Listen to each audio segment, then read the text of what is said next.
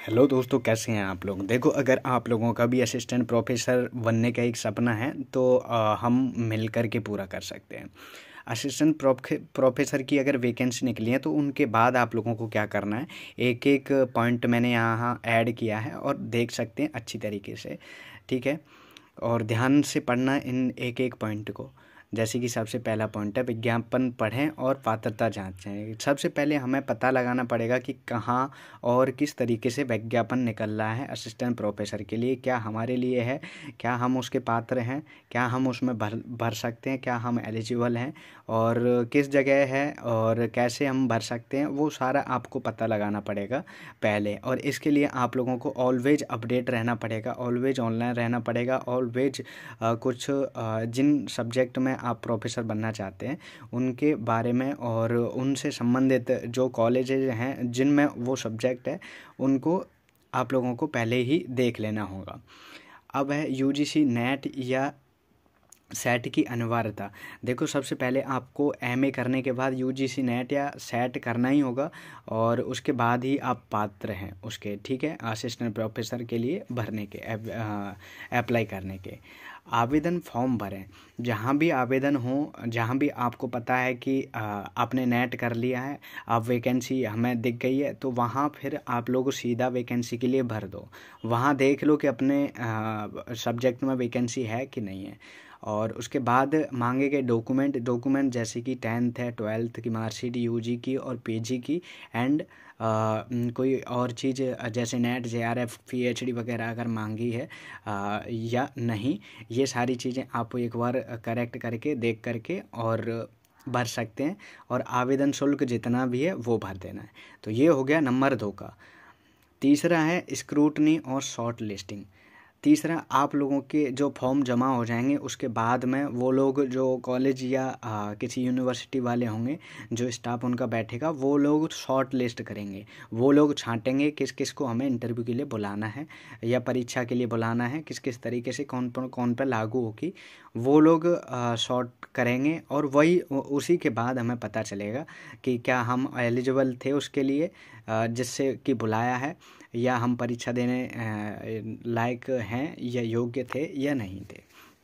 ठीक है। तीसरा, फॉर्म जमा होने के बाद विश्वविद्यालय या कॉलेज आपकी योग्यता की जांच करता है। पात्र उम्मीदवारों को शॉर्टलिस्ट किया जाता है कि ये जो उम्मीदवार हैं वो आ सकते हैं। और फिर होती है एक लिखित परीक्षा। ये लिखित परीक्षा मैन ये नहीं है कि हो भी और ना हो। ये कुछ ही यूनिवर्सिटी ऐसी हैं जो करवाती हैं और कुछ ऐसी हैं जो नहीं करवाती हैं। तो हम लोग देख ही लेते हैं कि 4 पॉइंट है, होता है। मोस्ट ऑफ ऑल हो सकता है किसी में ना हो सकता है किसी में हो। तो इसकी तैयारी हमें पहले से ही कर लेनी होगी।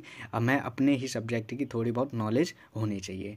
लिखित परीक्षा यदि लागू हो, कुछ संस्थान एक लिखित परीक्षा आयोजित करते हैं और लिखित परीक्षा में वही कुछ क्वेश्चंस होते हैं 10 से 12 और उनके आंसर आपको देने होते हैं। कुछ अपनी ही सब्जेक्ट से रिलेटेड होते हैं और कुछ नहीं होते हैं। ये परीक्षा आपके विषय और शिक्षण कौशल से संबंधित होती है। 5वां, साक्षात्कार। इंटरव्यू होता है परीक्षा के बाद। अगर परीक्षा हुई या नहीं हुई, इंटरव्यू होता ही है। इंटरव्यू का मतलब है एक टीम बैठेगी जिस कॉलेज या किसी यूनिवर्सिटी की, वो आपसे कुछ क्वेश्चंस करेगी आपके बारे में जानेगी। और ज़रूरी नहीं है कि आपसे क्वेश्चन करे ही, वो सिर्फ आपके बारे में जानेगी कि आप कहाँ से हैं, किस तरीके से हैं, जैसा कि इंटरव्यूज़ में होता है। लेकिन ये इंटरव्यू उन इंटरव्यू से अलग होते हैं। डेमो क्लास, ये भी अब ना के बराबर है कि कोई कॉलेज या विश्वविद्यालय डेमो क्लास ले। ठीक है। अंतिम चयन, साक्षात्कार और डेमो क्लास के बाद अंतिम जो 7वां है वो अंतिम चयन के लिए देखा जाता है कि इनका चयन करना है कि नहीं करना है, और वो डिपेंड करता है इंटरव्यू पर। ठीक है, कि आप लोग कैसे देखते हो, किसके थ्रू आए हो, क्या कर रखा है, कहाँ से क्या किया है। साक्षात्कार और डेमो क्लास के बाद मेरिट के आधार पर उम्मीदवारों का चयन किया जाता है। चयनित उम्मीदवारों को ज्वाइनिंग लेटर जारी किया जाता है और यहाँ पता चल जाता है कौन कौन जो है सिलेक्ट हुए हैं। ठीक है। अब है ज्वाइनिंग लेटर और दस्तावेज।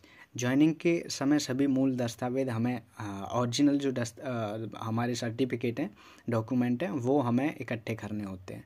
नियुक्त प्रक्रिया पूरी होने के बाद आप अपनी नौकरी शुरू कर सकते हैं। और ये जो है इस तरीके से जॉइनिंग हो जाती है और ख़त्म हो जाती है। तो हमें इनमें से सबसे पहले जो मेन चीज़ें वो हैं कि नेट या जेआरएफ हमारा हो जाना चाहिए या पीएचडी हमारी होनी चाहिए जब भी हम एलिजिबल हैं। और दूसरा जो है हमें थोड़ी बहुत अपनी जो सब्जेक्ट है उसकी एक मेन चीज़ों की अच्छी तरीके से जानकारी होनी चाहिए, बोलने में ठीक हो, थोड़ा बहुत एक्सपीरियंस हो जैसे कि स्कूल में पढ़ाने का या किसी और संस्था में पढ़ाने का। ठीक है, ऑल द बेस्ट, अपना ध्यान रखो। और ये जो मैंने आप लोगों को बता ही दिया है कि असिस्टेंट प्रोफेसर की वैकेंसी निकलने के बाद हमें करना क्या है। ठीक है, ऑल द बेस्ट, अपना ध्यान रखो।